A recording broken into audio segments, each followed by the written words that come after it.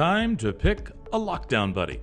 For the good of your mental health, you need conversation and stimulation for your mind. You need distraction from your worries and uncertainty. Pick a person to partner up with who will be your lockdown buddy. Could be in the same household or somewhere else entirely. Could be a family, a friend. Agree to talk every day. Schedule it like a meeting if you wish. No agenda needed. Share how you feel, what's going on. If you're feeling down, share that with your buddy. Agree to keep conversations leaning more towards positive topics. Sometimes we don't know how heavy a burden is until we're brought to our knees. Let your lockdown buddy carry half the load. More positivity and good advice can be found on my podcast, The Happy Molecule, or join me Sunday evenings at 7 p.m. Eastern for my Facebook Live show, The Happy Molecule Extra. All the details and links on thehappymolecule.com. This has been your Daily Breath. Take care of yourself and take care of each other. This show is about your mental health. While it's supported by the pillars of positivity and hope, if you find yourself in crisis, please reach out for help. In many communities in both the United States and Canada, you can dial 211 to be connected to mental health and crisis services in your region. While it may seem like it at times, you are not alone.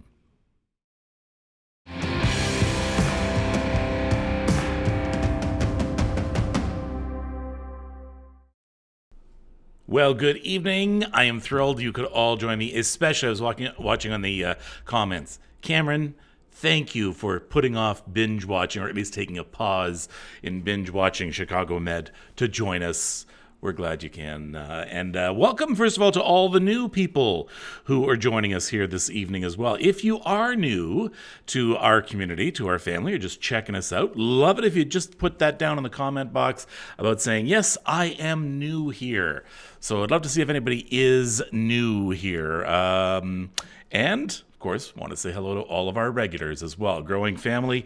This is the Happy Molecule Extra. It is a chance for us to get together on Sunday nights to talk good mental health, to take a breath. You'll notice that I've started something new this week just for the, there's a extended period of restricted lockdowns here in Ontario now, for at least until mid-February. So I'm going to be putting out, I hope, daily, a little bit of a daily breath, because that daily breath is really important. I'll play a few more for you during the show just to give you an idea.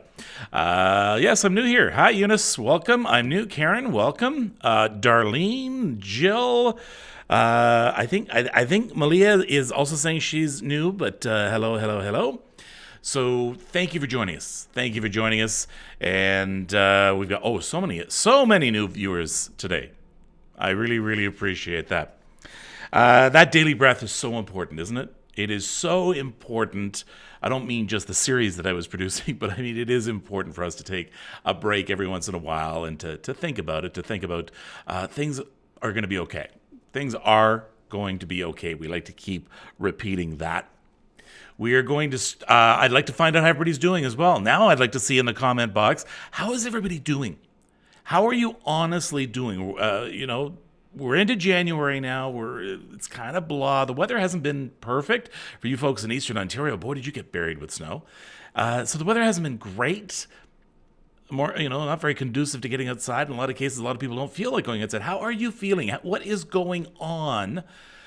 What is your mind like right now? What kind of weather is happening inside your head right now? So let's find out how people are doing and getting along. Great. Made two people smile. It made me feel good, says Charity. That's good. That is great. And I know Charity was watching some of your comments earlier this week. You were having a bit of a tough week as well. So our thoughts all go out to you. Struggling, Leanne. Getting tired of this lockdown and tired of the pandemic. Pandemic.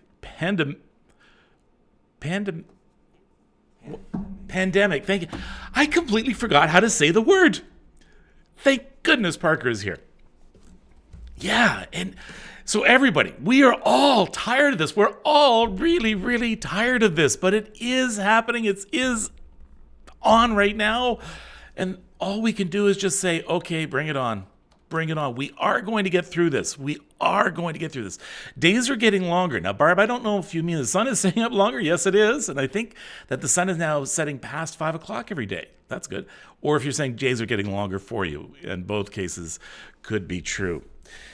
We've been talking about that breath and grounding yourself. And I said to you last week, we're going to start every show with box breathing, with a breathing exercise. And we introduced a new character last week. You guys named him, her, it, Spunky the stress ball. And Spunky is going to be helping us do some box breathing right now, as we're going to do at the beginning of every show. So everybody get prepared for this. Remember, with box breathing, you breathe in through your nose just easily. Nothing is forced. So you breathe in through your nose, and you're feeling how cool and fresh and clean the air is. All right, and you're feeling that come into your body and fill your body, fill your lungs. And then you're going to hold it. This is all in 4-second increments. Then you're going to hold it, but you're not going to strain holding it. You're just going to hold it. If it becomes too much pressure, let it go. If you can't breathe in for 4 seconds or out for 4 seconds, just let it go. Do your best. And when you're breathing out, you're going to breathe out through your mouth now. And as you do, you're going to be thinking of any anxiety and any stress inside of you, and you're going to take a piece of it and breathe it out. Get rid of it. All right? Then you're going to hold it. Then you're going to breathe in again, cool, through your nose, thinking all that cool, fresh air. You're going to feel it. You're going to feel your lungs fill up. You're going to hold it, and then out through your mouth, and you're going to take what stress you can and let it go out with that breath. This should not be an effort. It shouldn't make you dizzy. If it's straining in any way, cut it down. Don't do it. Just simply listen to your breath for a minute. So we're going to do it for about a minute. And ladies and gentlemen, without further ado, here's Spunky the Stress Ball. Hey, Spunk. You all ready to help? Okay, here we go, everybody. Breathe with Spunky right now. Breathe in through your nose for 4 seconds. Hold it. Hold it. Out. And you're going to hold that. Nice and easy. Nice and easy. This time when you're breathing in, you're remembering how cool and clean that air is. You're going to hold it. Hold it. Then out. And you're going to hold that. You're going to breathe in one more time. And you're going to hold it. And now, all that stress and all that anxiety, you're breathing out, you're just squeezing it out of your lungs. You're going to hold it. Breathe in. I lied, there's one more time. You're going to hold it. Follow Spunky. Breathe out. Ta-da! That's it? All right. Thank you so much, Spunky. Woohoo! Woo!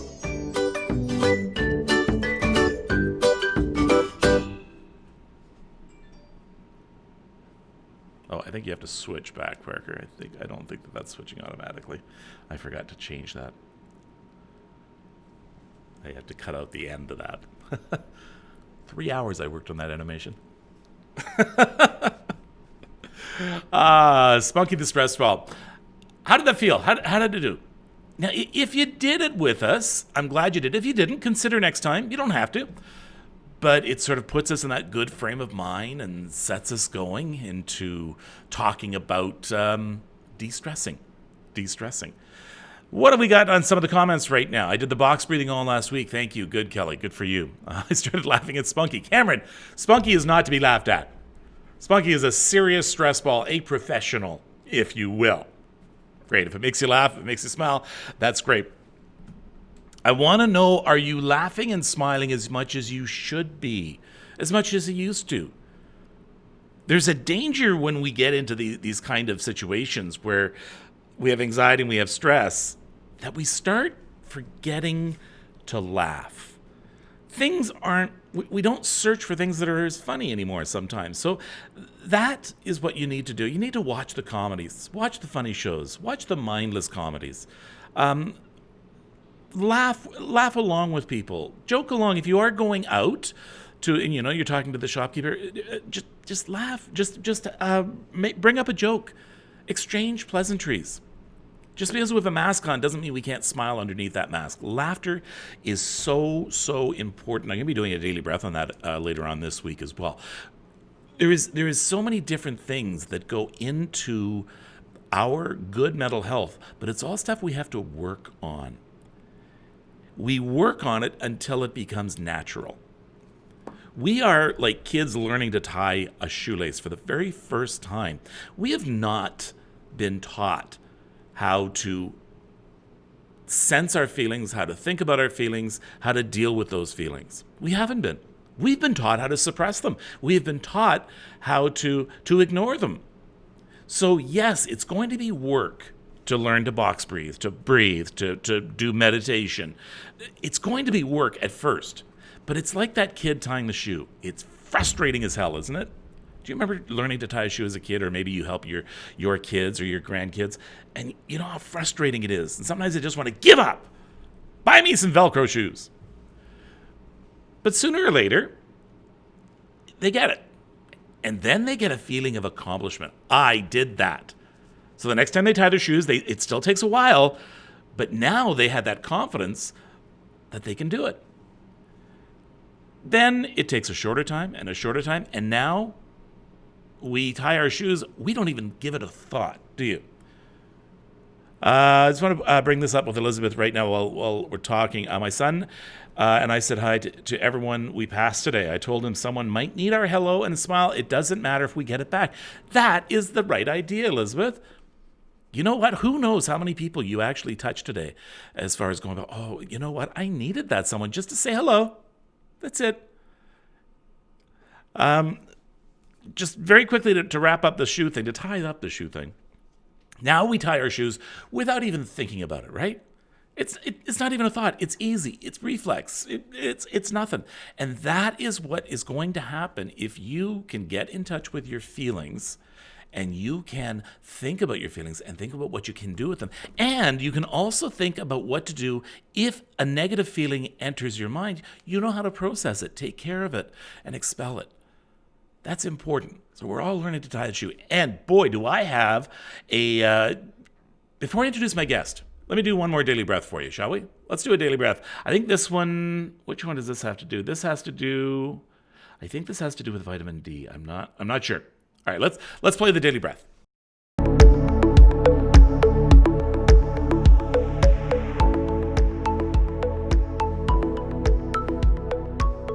Do the D. Vitamin D is a gift from the sun. It helps fight disease, builds our bones, and is shown to alleviate symptoms of depression. Not only that, but a study currently underway at Northwestern University suggests vitamin D may help in the prevention or severity of COVID-19. Problem is, in the winter, not only is there less sunshine, we're all bundled up, and what rays there are can't get to our skin. Our bodies can actually store a little bit from summertime, that does help, but we have to supplement the supply. One way? Eat it. Salmon and other fish, egg yolk, some cereals, oatmeal, and the list goes on. Second, supplements, and that means supplements with good advice. Like anything, too much is not good for you. Talk to a pharmacist about how much is right for you and for suggestions for a good supplement. For me, after this advice, I take an emulsion. One simple drop under my tongue every day does the trick. Doesn't hurt either that it tastes like lemon meringue pie. The Happy Molecule podcast episodes are now available. Join me Sunday evenings as well at 7 Eastern for my Facebook live show, The Happy Molecule Extra. More details at thehappymolecule.com. This has been your Daily Breath. Take care of yourself and take care of each other.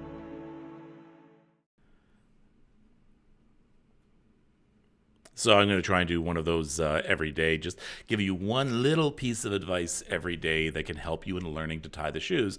Putting them all together, practicing them every day, very, very important. I saw, Connie, your comment during that about how if you want to laugh, you want to smile, go to YouTube and look up John Pinette, and especially the one show that he does called Nay Nay. I can't agree with you more. That is the funniest thing I've ever seen. So it's Nay Nay, John Pinette. We lost him way too early. Fabulous comedian, very, very funny. Find some comics. There's a lot of comics on YouTube and on Netflix. A lot of them. that you can watch. I kind of have been slowly getting into Kim's Convenience. Didn't think much of it at first, but kind of getting into it now. Kind of like sliding into it. I love it when you can just sort of allow it just to absorb you. What was the other movie that I watched that last week, Parker, that I told you about? History of Future Folk, I think. But man, that was good. That was really good. When we talk about being in the moment and sensing and really knowing how you feel, we talk about your breath a lot. So we did the box breathing with Spunky, and but we talk about your breath a lot. One of the reasons we do is because it's something that's happening inside of us. It happens whether we want it to or not. So I mean, it's regular. So it's like a ticking clock. It's the same thing as a ticking clock, right? Sometimes that can soothe you when you have a sound that is constant. So we think about our breath. We think about our feelings. We don't realize that we are using almost a sixth sense in order to feel and recognize our other five senses. And the reason I bring this up is because my guest this week on the podcast is a doctor from Santa Barbara, California, Michael Mance. He is an integrative psychiatrist, which means he integrates holistically everything. So not just the medications and not just the breathing exercises and not just the CBD, but everything. He really works with his patients to feel all five of their senses in an effort to, first of all, recognize what stress and anxiety is doing. I mean, is it tying up your stomach in knots? Interesting. Okay, how does stress and anxiety affect you? How does it affect you? Can you let me know? I get sometimes I'll get indigestion very, very easily, so my stomach gets tied up. Sometimes it just feels as though my head is closing in. That's one way that it manifests itself. How does it manifest itself with you? Some people sweat. Some people's heart goes crazy. All sorts of things, shakes or anything like that. There's Charity who says, "I really get irritated." Yes, that's another way that people I really get irritated. I do. Some people do. Very short. They're dealing with something right now. Headaches from stress. My chest feels full. So these are feelings. All right. We rely on our senses to detect these. So that's what Dr. Mance does, is he now not only takes those feelings, but he helps you to realize that those feelings sometimes can actually prolong the anxiety and stress. So, you know what? And he's right. So if your stomach's going to get tied up and you have indigestion, it may hang around longer than the stress does, or it may trigger off more stress. For two reasons. One, because it's reminding you that you have anxiety. Second thing, you're getting stressed out about having your stomach all tied up. So here's a sneak peek at this week's podcast, The Happy Molecule.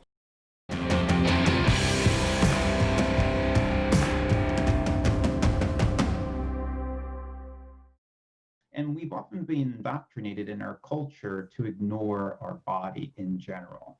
When sometimes I do my, when I do a presentation on this, I'll ask particular questions about, I'll ask, in the past 24 hours, has anybody not had a worrisome thought regarding their body? And I just sort of contemplate that. In the last 24 hours, have you had not one thought about, what is this? I'm not sure. And then I'll ask, has anyone in the last 24 hours had a critical thought about their body? And oftentimes, obviously, these are meant to draw, how often our relationships with our body are dictated by what I've seen in my 10 years of clinical experience are three emotions. One, anger towards the body. Two, fear towards the body. Three, disgust towards the body. And it's very rare that people have a healthy relationship with their body. So we're trained in our cultural conditioning, a lot of us are, is to sort of they kind of dissociate from the body, especially in, there are some differences in the sexes as well, where, like where men might be trained like, well, ignore that pain, ignore that signal, why are you being a baby, that kind of things. I mean, that could happen on both sides of the sexes as well. But so we're taught to ignore our body, to kind of push through it, this over reliance on just, using your willpower to kind of go through it and don't be a baby and all these other qualities. And that leaves an indelible imprint in ourselves to not pay attention to our body. So when we experience anxiety and these other aversive kind of symptoms, we go for these sort of quick fixes, whether it's the bottle, whether it's going to the TV, or whether it's going for something in the fridge, something to change our state rapidly, rather than necessarily sort of just being with what is this discomfort, what is going on here, and kind of letting it, just give it some time to kind of maturate and elaborate, so that I can maybe pick up some insight, especially if it's a repeating experience that you can address with. This is interesting. So you reach for something. Let's say you reach for the bottle, you reach for food, or whatever it is you reach for. What can you do when you get that feeling or that desire? Mm-hmm. Walk me through how I can use that to feel my senses. Correct. So oftentimes, let's say there's a desire, you're feeling restless, and part of your pattern is to go to the fridge and have, whatever it might be, whether it's a cupcake or a piece of cake, whatever it might be, or ice cream. So instead of, all of a sudden you feel that restlessness coming in again, and is to then bring your attention down into the restlessness itself. Now, for some people, they may need some guidance with this, because initially, oftentimes when you highlight something with your attention, you're going to feel it more. So oftentimes if a person's like, well, I'm going to do this to try to get rid of it, they're often going to be like, if they give their attention to it, they might notice that the intensity actually goes up. So oftentimes when I'm working with clients, I will tell them about that first, because you are now highlighting that, and it's okay. In fact, any change that happens, whether the sensation goes up in intensity or goes down in intensity, or whether it shifts to one side or the other, is a sign that actually it's starting to move. And because oftentimes a lot of these aversive sensations experience, which is sort of like the heart of some of these aversive emotional experiences, are these resistances to it, these tightenings around it, which kind of keep it stuck. So as it starts to move, that's often a good indicator that these sort of things that are resisting it are starting to dissolve subtly, and it allows the movement to occur. And then it just becomes a vicious cycle. And he's so right. By the way, if you want to know more about what he does, I think he has a podcast. He does have a podcast as well. He has great advice on his blogs. It's drmance.com. Very simple. drmantz.com. He's going to be on the podcast on Tuesday. It should be available for download Tuesday morning as you get up. So, yeah, whatever physically happens to us when we have stress, when we have anxiety, it sort of sends a message to our brain. You got stress and anxiety, even though we may not even realize it. Sometimes our body and our reactions know we are stressed out and anxious before we even are aware of it. So your stomach, I'm only using the stomach right now because it's an obvious one. So your stomach starts tightening up. Well, your stomach starts tightening up, and then you feel blah, but you also know that when your stomach tightens up, that you're supposed to feel stressed. When you feel stressed, your stomach tightens up. When your stomach tightens up, you know you're supposed to feel stressed. That's what he was speaking about there. We keep going back and forth. So somewhere along there, we need to break the cycle. So we need to be able to feel what's happening physically inside of us when we get stressed, so that we can somehow get a handle on that. Awareness is the first line of defense we have. Just being aware, noticing something. That's half the battle right there. So yes, I would love to be able to say to you, once you feel it, you can control it and everything will be fine. No, it's not going to happen that way. but it's a start. And you keep working at it. You keep learning to tie that shoelace until it just becomes second nature. So essentially what you're going to be saying to your mind is, hey, whenever my stomach starts tightening up, you need to sort of give me a quick notice and say, hey, you're being stressed, you're anxious, we need to deal with that. So it's an alarm bell. It's your check engine light that goes on there. I know Merle had said, Merle wasn't the only one, but Merle had given a comment about gets very tired, want to sleep. I had that feeling too, except I'm trying to think to myself, is it that I get tired and want to sleep, or is it I just want to go to bed and forget about the world, and so somehow my body says, oh, you want to go to bed, you must be tired. Again, it's that you're trying to really start to realize, why am I going to sleep? What am I doing? There's nothing better than a good nap, a good 20-minute nap. Problem is, it turns into an hour, 2 hours, 3 hours. Sometimes it turns into not wanting to get out of bed in the morning. So the first thing you need to do is be aware of it. Same thing with, as he had said, reaching for the bottle, reaching for food. Why are you doing it? Are you really hungry? Is it really going to change anything? So being aware, using your sixth sense. You want to call it a gut feeling? You want to call it spidey sense? Whatever. It's a very interesting program, and that will be coming out on Tuesday. What else did we want to? Was there something else? Oh yeah. Oh yes. Jennifer had pointed out that her daughter suffers from mental illness. It's been a struggle as a mom. Yeah, it's very tough for those people who live with someone who has a mental illness. Jennifer adds that she's a mom now and she still struggles. Yeah, and it's tough to watch a loved one go through it. There's a danger in it too, because sometimes loved ones just get fed up because we have just not done enough in our society to deal with mental health, to help people, and to help people move ahead.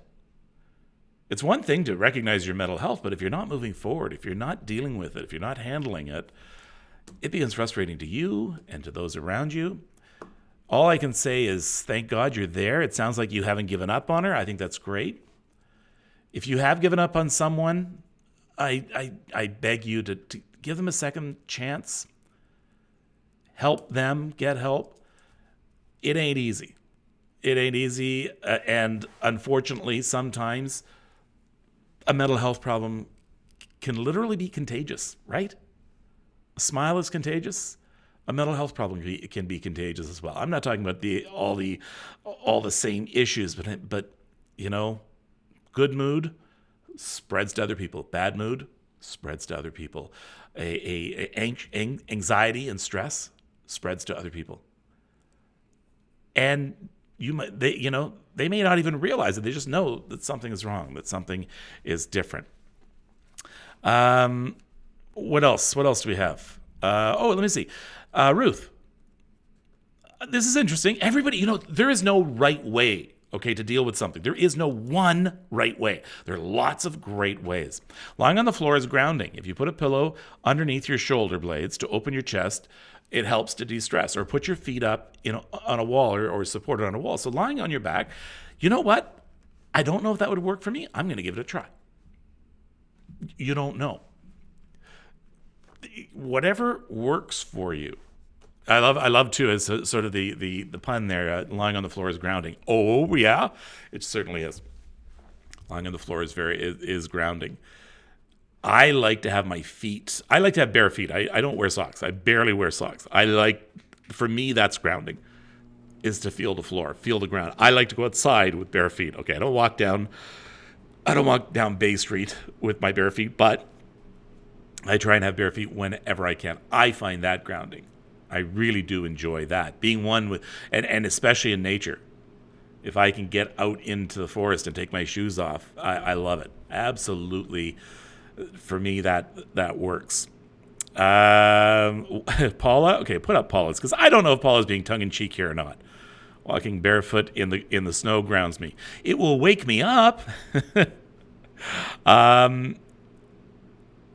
If there's enough snow, lay out in the backyard, maybe make it a snow angel. Yeah.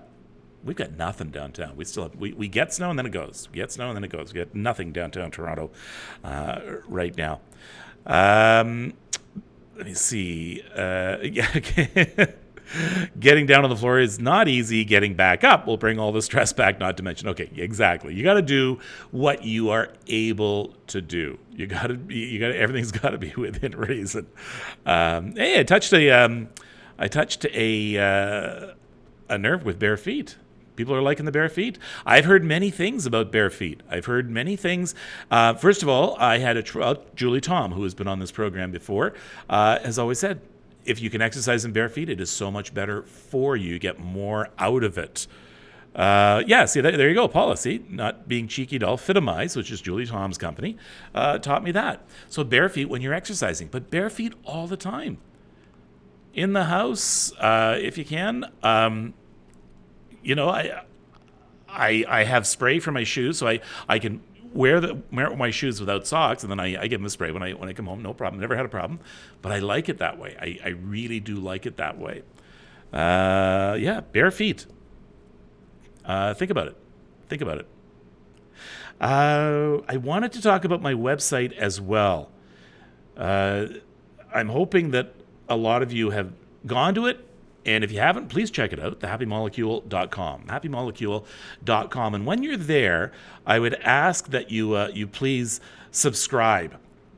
So what you're doing is you're signing up, and you are going to put your email there, and then I'm going to send you maybe something once a week. It may be my new blog. It may be an alert for a new podcast that's coming out. By the way, on the website, you'll find both the blog and links right here to where the podcast is and where you can listen to it. You can also send me a comment, which I love, and it gets right to me. It goes straight into my phone immediately as soon as you hit send. I would love you to check it out, thehappymolecule.com. Sign up, subscribe if you can.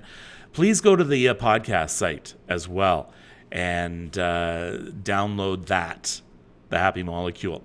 I made a mistake last week in my podcast. I put Suicide, Let's Talk About It was the title. However, it should have been part 2.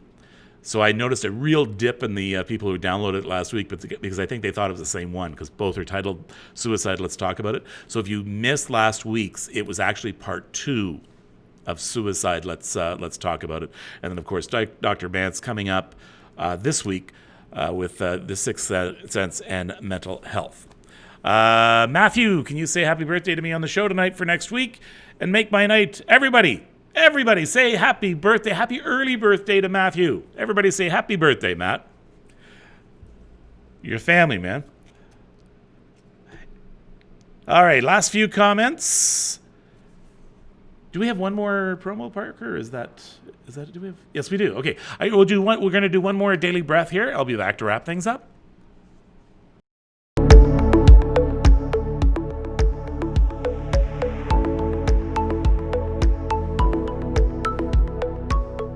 Kick the sugar. Kick the processed food. You most likely are well aware that refined sugar is bad for your heart and your waistline, but did you know it's also bad for your mental health?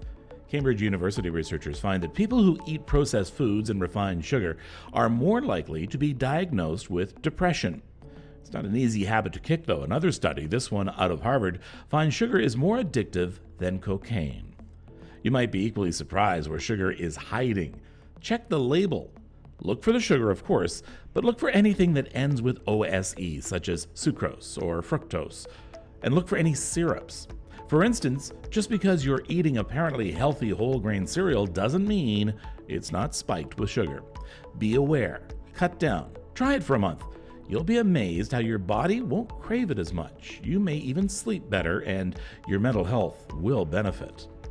Check out my podcast, The Happy Molecule, for more good advice on your mental health. Join me for The Happy Molecule Extra, my Facebook Live show, Sunday evenings at 7 p.m. Eastern. All the details, thehappymolecule.com. This has been your Daily Breath. Take care of yourself, and take care of each other. Boy, I've been doing a lot of promos. I noticed that in the show. I apologize for that. I didn't mean to inundate you with that. Have I mentioned my podcast? Here's your homework this week. I want you to not only download the podcast on Tuesday with Dr. Mance, but I need you to take it to heart. I need you to be aware of how you're feeling physically, inside. How are you feeling? There may be a nagging stomach ache you have all the time that you just ignore now because you have it all the time. But I want you to be aware of it. I want you to think about it. Why is it there? Why is that feeling there? How does stress affect you? And could you do a better job handling it if you recognize that feeling at its onset? So this week, get in touch with your sixth sense. And that means all your other five senses. Your sense of sight, touch, smell, hearing.